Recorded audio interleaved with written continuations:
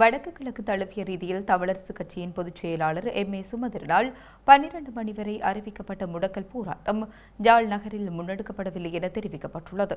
இந்த நிலையில் இன்று பாடசாலைகள் ஆரம்பமாகியுள்ளதுடன் போக்குவரத்து, வர்த்தக நடவடிக்கைகள் என்பது யாழ் நகரில் வழமை போல் தமது செயற்பாடுகளை முன்னெடுத்துள்ளதாக தெரிவிக்கப்பட்டுள்ளது.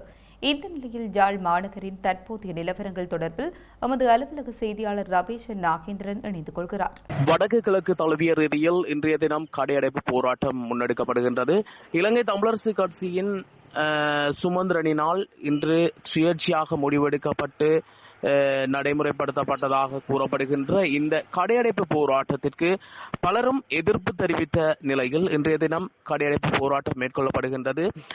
இன்று காலை நிலவரப்படி அநேகமான வர்த்தக நிலையங்கள் பூட்டப்பட்டிருக்கின்றது, சந்தைகள் பூட்டப்பட்டிருக்கின்றன. ஆனால் போக்குவரத்து சேவைகள் இடம்பெற்ற வண்ணம் இருக்கின்றது.